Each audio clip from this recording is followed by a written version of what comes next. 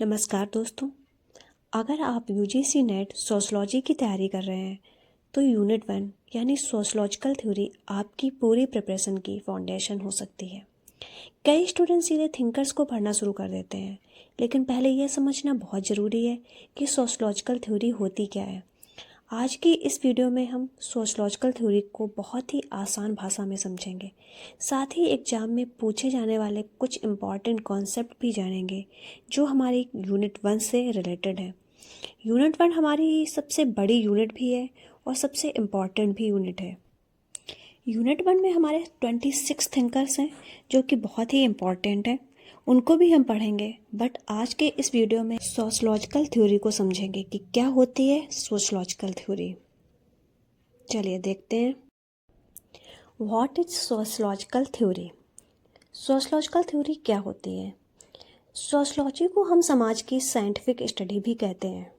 जब बहुत सारे सोशलॉजिस्ट समाज को समझने की कोशिश कर रहे थे तो उन्होंने कुछ कॉन्सेप्ट और एक्सप्लेनेशन बनाए। इन एक्सप्लेनेशन को ही हम सोशलॉजिकल थ्योरीज कहते हैं।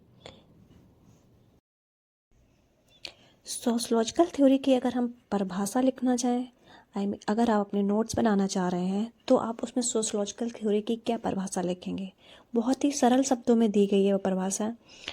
इट मीन्स वह फ्रेमवर्क जो समाज में होने वाली घटनाओं को एक्सप्लेन करता है, जैसे inequality, power, religion, family structure इत्यादि।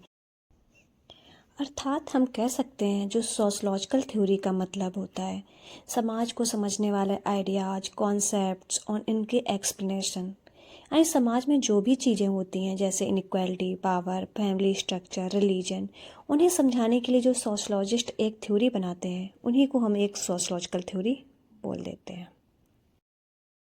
अब सवाल ये आता है कि सोशलॉजिकल थ्योरी इम्पॉर्टेंट क्यों है? So why is important sociological theory? इसकी 3 वजह हैं। पहली है सोसाइटी को समझने के लिए, क्योंकि हमारा जो समाज है बहुत ही कॉम्प्लेक्स है।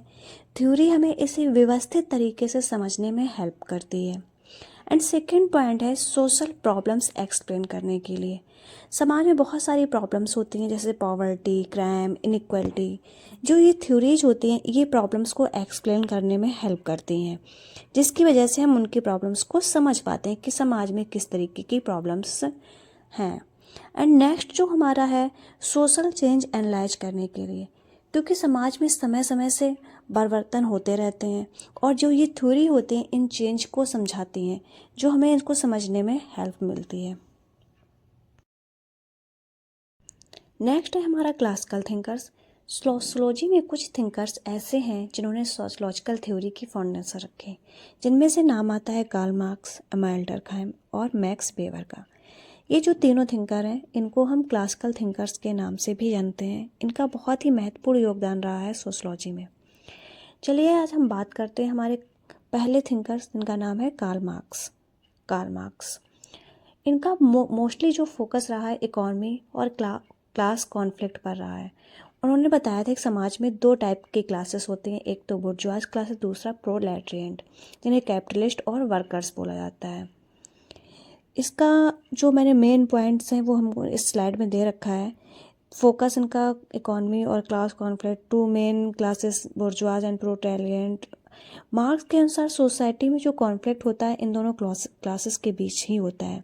उन्होंने कैपिटलिस्ट की बात की है। एलिनेशन जो थ्योरी है वो हमारी कार्ल मार्क्स ने ही दी हुई है।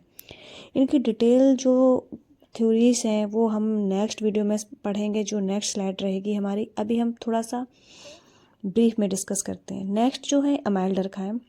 इमैनुएल डर्कहाइम की अगर बात करें तो साइंटिफिक स्टडी जो बनाना चाहते थे, उन्होंने सोशल फैक्ट कॉन्सेप्ट दिया। सोशल फैक्ट में वे फोर्सेस हैं जो इंडिविजुअल बिहेवियर को इन्फ्लुएंस करते हैं, जैसे रिलीजन, लॉ, ट्रेडिशन। एंड इस स्लाइड में मैंने नोट्स के तौर पे आपको कुछ दिया हुआ है। सोशलॉजी को साइंटिफिक स्टडी बनाना जो इमैनुएल डर्कहाइम का मेन मोटो था। सोशल फैक्ट का कॉन्सेप्ट दिया है। सोशल फैक्ट उन्होंने बताए हैं क्या होते हैं, वे फोर्सेस जो इंडिविजुअल बिहेवियर को इन्फ्लुएंस करते हैं, जैसे religion, law, tradition. Division of labour के बारे में भी इन्होंने बात करी है और सॉलिडरिटी के बारे में भी इमैनुएल डर्कहाइम ने बात करी है। नेक्स्ट हमारे जो थिंकर है मैक्स वेबर। मैक्स वेबर बात करते हैं सोशल एक्शन। सोशल एक्शन का जो कॉन्सेप्ट है वो मैक्स वेबर ने दिया है। इनके अनुसार सोशलॉजी को ये समझना चाहिए कि लोग अपने एक्शन को किस मीनिंग के साथ करते हैं। इन्होंने अथॉरिटी के बारे में बात करी। इन्होंने बताया कि 3 टाइप्स ऑफ अथॉरिटी होती हैं। पहली traditional authority, charismatic and legal rational authority. इन्होंने 3 टाइप्स की ऑफ अथॉरिटी बताई थी। दूसरा इनका एक कॉन्सेप्ट रहा है आइडियल टाइप्स के बारे में। इन्होंने आइडियलिटी के बारे में भी काफ़ी बातें करी हैं। तो हमारे ये 3 थिंकर्स हुए, Karl Marx, Max Weber and Emmanuel Durkheim, जिनके हमने एक ब्रीफ में उनके जो कॉन्सेप्ट्स हैं उनको देखा है। अब हम बात करते हैं अपनी सोशलॉजी में कुछ मेजर पर्सपेक्टिव दे रखे हैं, उनके बारे में हम बात करेंगे। सोशलॉजी में 3 मेजर थ्योरेटिकल पर्सपेक्टिव हैं, उनको हम समझते हैं। हमारा पहला जो पर्सपेक्टिव है वो क्या है, फंक्शनलिज्म। दूसरा है कॉन्फ्लिक्ट थ्योरी एंड तीसरा है सिंबॉलिक इंटरेक्शनिज्म। अब हम वन बाय वन करके हर एक पॉइंट को समझते हैं। क्या है फंक्शनलिज्म, कॉन्फ्लिक्ट थ्योरी क्या है, सिंबॉलिक इंटरेक्शनिज्म क्या है, उनके बारे में हम बात करते हैं। जो हमारा पहला पॉइंट है फंक्शनलिज्म का, देखते हैं कि फंक्शनलिज्म क्या है।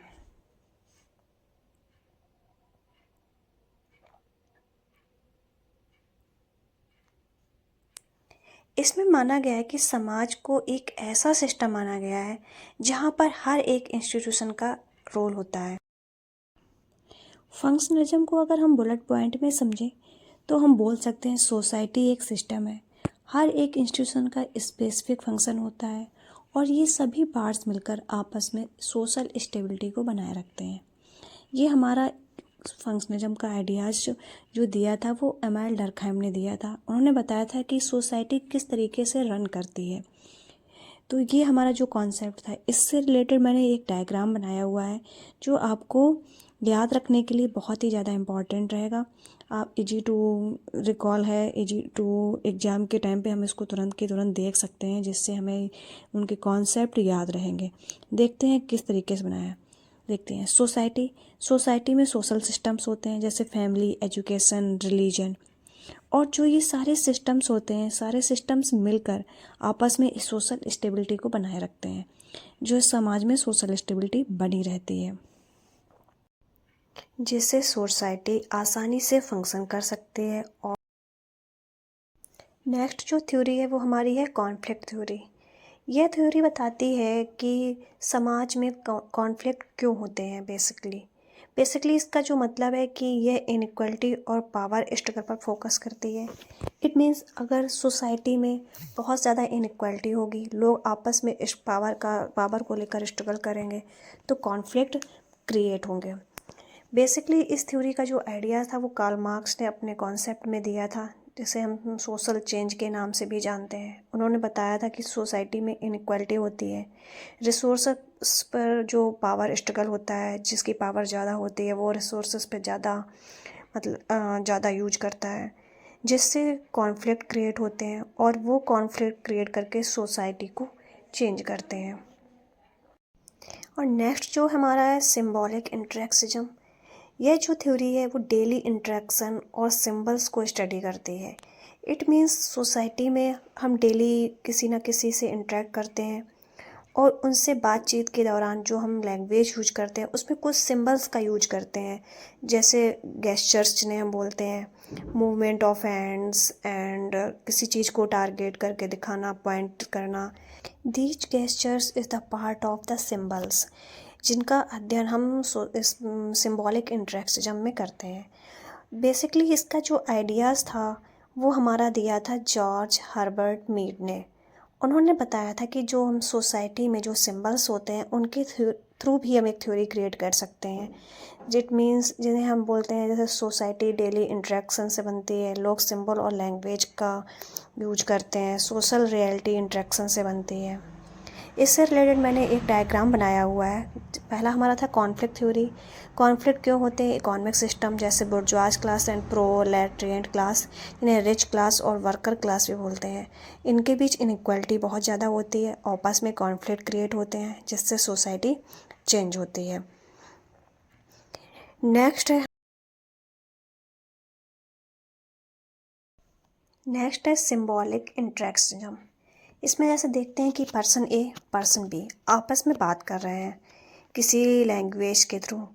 इट मीन्स उनका इंटरेक्शन हो रहा है, उस इंटरेक्शन में वो सिंबल्स का यूज कर रहे हैं। सिंबल्स में हमारी जो आ रही है लैंग्वेज, गेस्चर्स, जो किस हम भाषा में बात कर रहे हैं एंड किस गेस्चर का यूज कर रहे हैं।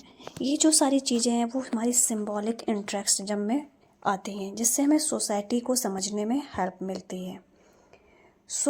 अब हमारे एग्ज़ाम पर्सपेक्टिव में देखेंगे कि हमसे इस यूनिट से, इस चैप्टर से क्या क्या क्वेश्चन पूछे जा सकते हैं। जैसे सोशल फैक्ट कॉन्सेप्ट किसने दिया, सोशल एक्शन थ्योरी किसने दी, क्लास स्ट्रगल थ्योरी किसने दी। इसलिए इस यूनिट में जो क्वेश्चंस होते हैं वो सारे काफ़ी बहुत इंपॉर्टेंट होते हैं। इस तरीके से क्वेश्चन आते हैं, हमने ये भी देखा।